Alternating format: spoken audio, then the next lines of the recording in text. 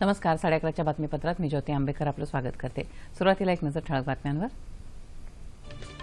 आमदारांच्या निलंबनाचे पडसाद आजही. विरोधकांचं विधिमंडळ परिसरात आंदोलन.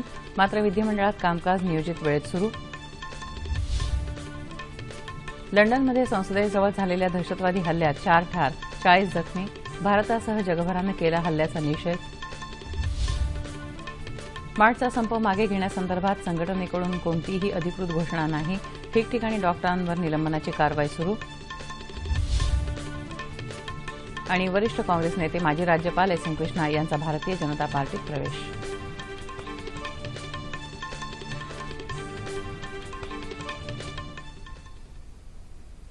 आणि आता सविस्तर वृत्त.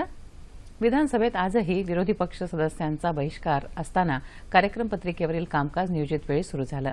अर्थसंकल्प सादरला मांडला जात असताना गोंधळ घातल्याच्या कारणावरून काँग्रेसच्या 10 आणि राष्ट्रवादीच्या 9 अशा एकूण 19 आमदारांचं निलंबन काल केल्यामुळे कालपासूनच विरोधकांनी विधिमंडळाच्या कामकाजावर बहिष्कार घातला. तरीही आज कामकाज सुरू झालं आहे. सकाळी अध्यक्ष हरिभाऊ बागडे यांनी प्रश्नोत्तरं पुकारल्यानंतर आमचं हे बातमीपत्र सुरू होईपर्यंत सभागृहात 4 प्रश्नांवर चर्चा झाली आणि मंत्र्यांकडून त्यांना योग्य उत्तर देण्यात आली. नांदेड जिल्ह्यातल्या जिल्हा परिषद शाळेत माध्यान्ह भोजनाचा प्रश्न सदस्यांनी उपस्थित केला असता अशा विषबाधेच्या तक्रारी वारंवार येत आहेत, याची दखल शासनाने घेतली आहे. तसंच राजुरा तांडा तिथल्या विषबाधेबाबत अधिक चौकशी केली जाईल असं शिक्षण मंत्री विनोद तावडे यांनी सदनाला सांगितलं.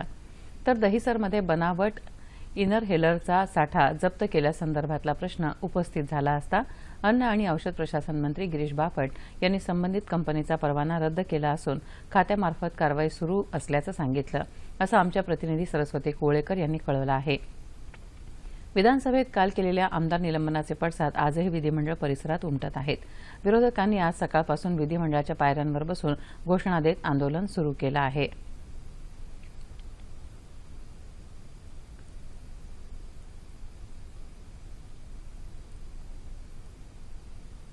लंडन इथल्या ब्रिटिश संसद परिसरामध्ये काल झालेल्या दहशतवादी हल्ल्यात 4 जण मरण पावले तर 40 जण जखमी झाल्याचं वृत्त आहे.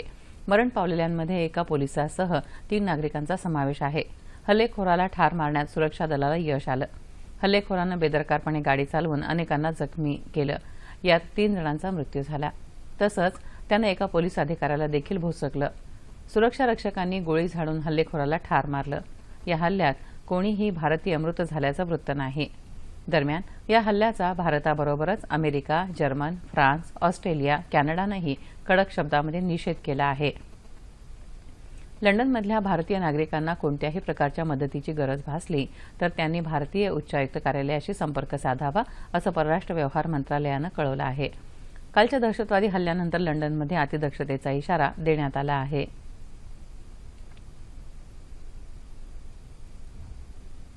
राज्यातल्या निवासी डॉक्टरांनी गेले 4 दिवस सुरू ठेवलेलं आंदोलन आजही कायम आहे.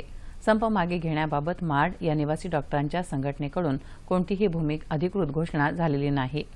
निवासी डॉक्टरांना काल रात्री 8 वाजेपर्यंत कामावर रुजू होण्याचा इशारा वैद्यकीय शिक्षण मंत्री गिरीश महाजन यांनी दिला होता. तसंच कामावर रुजू न झाल्यास 6 महिन्याचं वेतन कापलं जाईल असंही महाजन यांनी सांगितलं होतं. डॉक्टरांच्या सुरक्षेसाठी सरकार वचनबद्ध आहे, अशी ग्वाही त्यांनी दिली. डॉक्टरांच्या सुरक्षेसाठी 1100 सुरक्षारक्षक देण्याचं कबूल केलं असून येत्या 5 दिवसांमध्ये 500 सुरक्षारक्षक संबंधित ठिकाणी रुजू केले जातील, अशी माहिती महाजन यांनी बातमीदारांशी बोलताना दिली. मात्र तरीही अजूनपर्यंत मार्डनं याबाबत कोणतंही निवेदन जारी केलेलं नाही. काल जे रुग्णालयाचे अधिष्ठाता तात्याराव लहाने आणि वैद्यकीय शिक्षण विभागाच्या अधिकाऱ्यांची बैठक झाली. दरम्यान मार्डच्या निवासी डॉक्टरांनी आंदोलन त्वरित मागे घेण्याचे आदेश मुंबई उच्च न्यायालयानं सोमवारी दिले होते. संपावर गेलेल्या डॉक्टरांवर राज्यभरात ठिकठिकाणी निलंबनाच्या कारवाईला सुरुवात झाली आहे. दरम्यान पुण्यातल्या ससून रुग्णालयात, नागपूरमधल्या शासकीय वैद्यकीय महाविद्यालय तसंच औरंगाबादमध्ये निवासी डॉक्टरांना तातडीनं कामावर रुजू होण्यासंदर्भात नोटिसा बजावण्यात आल्या आहेत. काही ठिकाणी डॉक्टरांचं निलंबनही करण्यात आलं आहे. मार्चच्या संपाला इंडियन मेडिकल असोसिएशन अर्थात आयएमएनं पाठिंबा दर्शवला आहे. सचिव डॉक्टर पार्थिव संघवी यांनी काल मुंबईत एका पत्रकार परिषदेत ही माहिती दिली. मार्च संपाला पाठिंबा देण्यासाठी खासगी रुग्णालयांमध्ये बाह्य रुग्ण विभागही बंद ठेवण्यात येतील. मात्र आपत्कालीन शस्त्रक्रिया केल्या जातील असंही संघवी यांनी स्पष्ट केलं. महाराष्ट्रातल्या डॉक्टरांना पाठिंबा असल्याचं एम्सच्या निवासी डॉक्टर संघटनेचे सरचिटणीस डॉक्टर हरजित सिंग यांनी म्हटलं आहे। काँग्रेस नेते आणि महाराष्ट्राचे माजी राज्यपाल एस एम कृष्णा यांनी काल भाजपमध्ये प्रवेश केला। नवी दिल्लीत त्यांनी भाजपा अध्यक्ष अमित शाह आणि इतर नेत्यांच्या उपस्थितीमध्ये ही घोषणा केली। पंतप्रधान नरेंद्र मोदी यांनी केलेल्या विविध विकास कामांचं त्यांनी कौतुक केलं।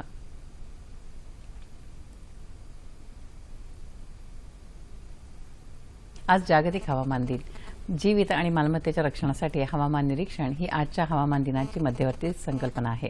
पूर, वादळ, दुष्काळ अशा नैसर्गिक आपत्तीचा मुकाबला करण्यासाठी हवामानशास्त्र हा मानवजातीचा मुख्य आधार असून जागतिक तापमान वाढीसारख्या समस्येवर उपाय शोधण्यातही हवामानशास्त्रज्ञ महत्त्वाची भूमिका बजावत आहेत। हवामान आणि पर्यावरण या एकाच नाण्याच्या दोन बाजू। आपल्या जगण्यावर जसा हवामानाचा परिणाम होतो तसा आपल्या विविध कृतींचे बरे वाईट परिणाम पर्यावरणावर आणि पर्यायानं हवामानावरही होत असतात।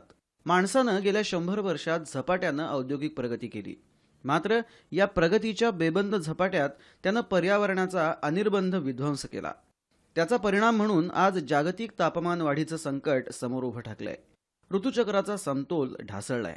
हवामान बदलाच्या जागतिक समस्येबद्दल जागरूकता निर्माण करण्यासाठी 23 मार्च रोजी जागतिक हवामान दिन पाळला जातो। हवामान दिनाचं औचित्य साधून आज जगभरात अर्थवर ही मोहीम राबवली जाते। या अंतर्गत रात्री 8:30 ते 9:30 हा 1 तास स्वयंस्फूर्तीनं घराघरांतून वीज बंद केली जाते। हवामान बदल आणि त्यातून निर्माण होणाऱ्या पर्यावरणविषयक समस्यांचा मुकाबला करण्यासाठी बहुविध सार्थक आणि परिणामकारक प्रयत्नांची गरज आहे। मन की बात या कार्यक्रमातून पंतप्रधान नरेंद्र मोदी येत्या 26 तारखेला देशवासियांशी संवाद साधणार आहेत। या कार्यक्रमाचा हा 30वा भाग असून आकाशवाणी आणि दूरदर्शनच्या सर्व वाहिन्यांवर सकाळी 11 वाजता हा कार्यक्रम प्रसारित होईल। त्याचप्रमाणे पंतप्रधान कार्यालय, माहिती आणि प्रसारण मंत्रालय तसंच दूरदर्शन वृत्तवाहिनीच्या YouTube वाहिनीवरही हा कार्यक्रम प्रसारित होईल। सह्याद्री वाहिनीवर 11:30 वाजता या कार्यक्रमाचा मराठी अनुवाद प्रसारित होणार आहे। मराठवाडा हा नैसर्गिक अवकृपा आणि दुष्काळी असलेला भाग, त्यामुळे उस्मानाबाद जिल्ह्यातल्या शेतकऱ्यांनी शेतीवर अवलंबून न राहता पूरक व्यवसाय म्हणून दूध कंपनीची स्थापना केली आहे। या कंपनीची सध्या यशस्वी वाटचाल सुरू आहे, त्यामुळे शेतकऱ्यांनाही मोठा फायदा होत आहे।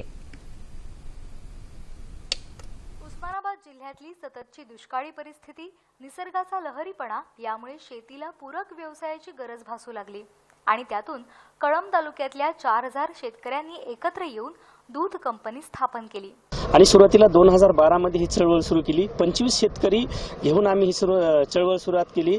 25 शेतकऱ्यांनी सुरुवातीला आम्हाला 250-300 लिटरच दूध जमा झालं, परंतु आज ही चळवळ 4000 सदस्यापर्यंत पोहोचलेली आहे आणि जवळजवळ 150 ते 200 गावामध्ये आज आम्ही पोहोचलेलो आहे। तर 35 ते 40 हजार लिटर दूध संकलन आज होत आहे। आज आम्ही सगळ्यांनी शेअर्स एकत्र करून सगळ्या संचालकांनी एकत्र येऊन आम्ही शेतकरी कंपनी स्थापन केली 2015 मध्ये। निश्चितपणाने दुधाच्या व्यवसायासाठी याच्याही अगोदर सर्वांनी प्रयत्न केले, पण आम्ही असा प्रयत्न केला आणि मराठवाडा डेअरीच्या माध्यमातून आम्हाला अशी मदत मिळाली।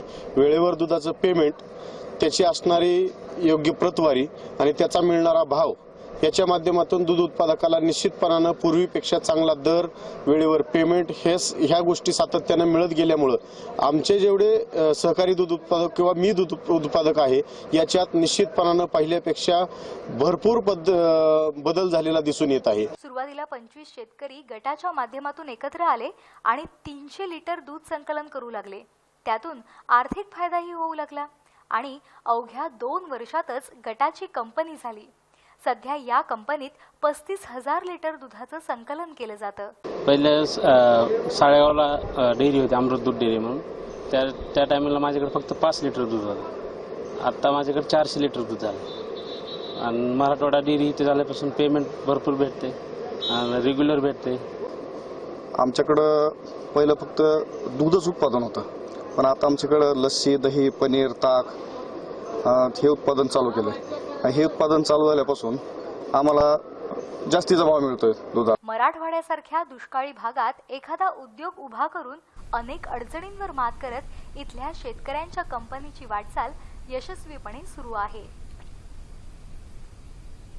भारत सरकारच्या सांस्कृतिक विभागाच्या पश्चिम क्षेत्र सांस्कृतिक केंद्रातर्फे आयोजित करण्यात आलेल्या पश्चिम आलाप हा कार्यक्रम सध्या सिंधुदुर्ग जिल्ह्यामध्ये प्रत्येक तालुक्यात सादर केला जात आहे। या कार्यक्रमात महाराष्ट्र, गोवा, गुजरात आणि राजस्थान या राज्यांमधल्या विविध लोककलांचं सादरीकरण केलं जात आहे. हातात झांजा घेऊन भक्तिरसात तल्लीन होणारा 13 ताल, डोक्यावर 7 घागरी घेऊन काचेच्या तुकड्यांवर सादर होणारं भवई नृत्य, आग असलेली घागर डोक्यावर ठेवून केलं जाणारं जरी नृत्य, तसंच लयबद्ध आणि कसरती करत केलेलं कालबेलिया हे नृत्य हे राजस्थानी कलाप्रकार या यात्रेत सादर केले जात आहेत.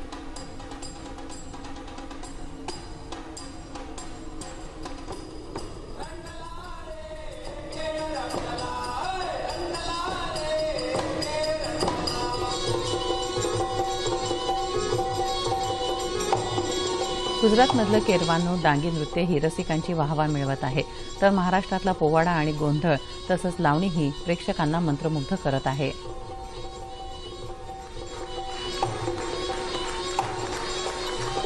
छत्रपती शिवाजी राजांनी कृष्णा घोडीला खोगीर घातली आणि सह्याद्रीच्या कड्या कपारातून छत्रपती शिवरायांना घेऊन कृष्णा घोडी दौडू लागले.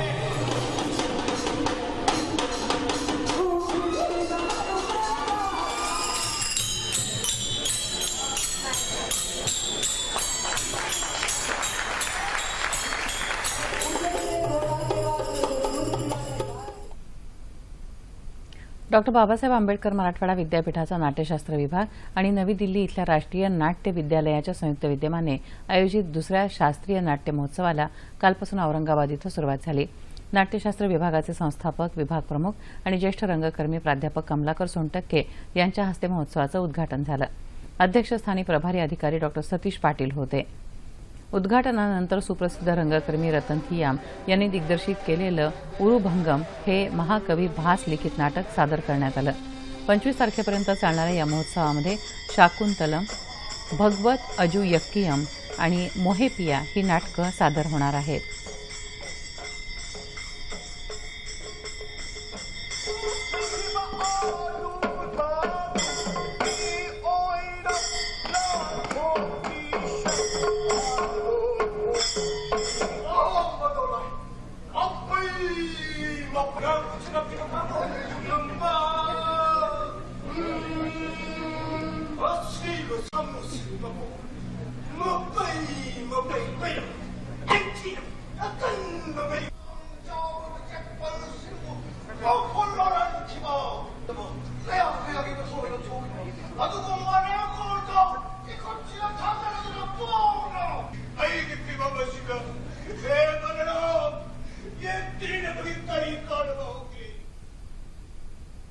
पुणे जिल्ह्यातील कार्ला इथल्या एकविरा देवी यात्रेचा सोहळा येत्या 2 ते 4 एप्रिल दरम्यान होणार आहे.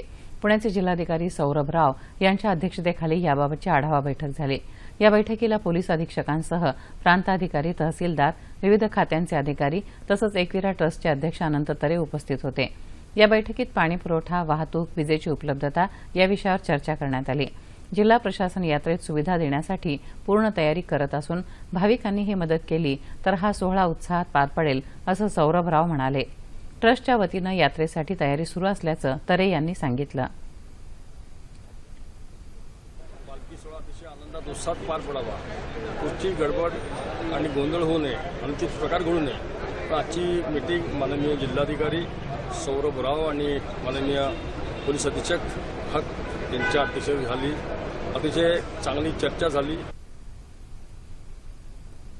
माहिती आणि प्रसारण मंत्रालयाच्या वतीनं देण्यात येणारा राष्ट्रीय छायाचित्र पुरस्कार मुंबईचे अतुल चौबे आणि कोल्हापूरचे दीपक कुंभार यांना काल नवी दिल्लीत प्रदान करण्यात आला. केंद्रीय माहिती आणि प्रसारण मंत्री व्यंकय्या नायडू यांच्या हस्ते पुरस्कार वितरण झालं. मंत्रालयाच्या वतीनं स्किल इंडिया आणि स्वच्छ भारत या संकल्पनेवर आधारित स्पर्धेत देशातल्या 12 छायाचित्रकारांची या पुरस्कारासाठी निवड झाली. त्यात या दोघांचा समावेश आहे. दीपक कुंभार यांना स्वच्छ भारत संकल्पनेवरील छायाचित्रासाठी तर अतुल चौबे यांना स्किल इंडिया या संकल्पनेवर आधारित छायाचित्रासाठी हा पुरस्कार मिळाला.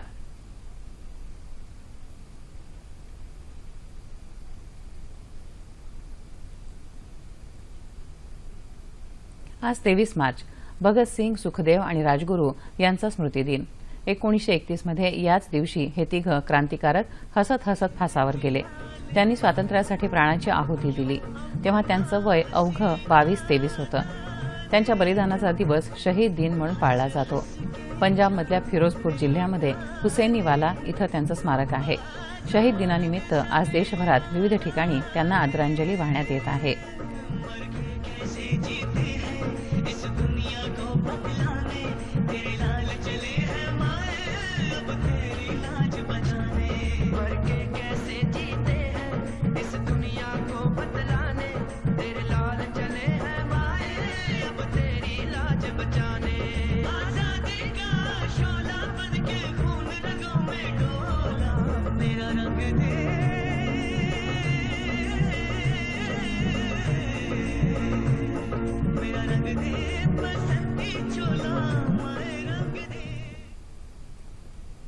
आमदार निलंबनाचे पडसाद आजही.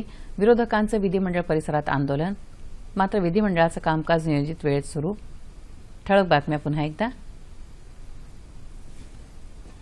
आमदार निलंबनाचे पडसाद आजही. विरोधकांचं विधिमंडळ परिसरात आंदोलन. मात्र विधिमंडळाचं कामकाज नियोजित वेळेत सुरू. लंडनमध्ये संसदेजवळ झालेल्या दहशतवादी हल्ल्यात 4 ठार 40 जखमी. भारतासह जगभरानं केला हल्ल्याचा निषेध. मार्डचा संप मागे घेण्यासंदर्भात संघटनेकडून कोणतीही अधिकृत घोषणा नाही. ठिकठिकाणी डॉक्टरांवर निलंबनाची कारवाई सुरू. आणि वरिष्ठ काँग्रेस नेते माजी राज्यपाल SM कृष्णा यांचा भारतीय जनता पार्टीत प्रवेश.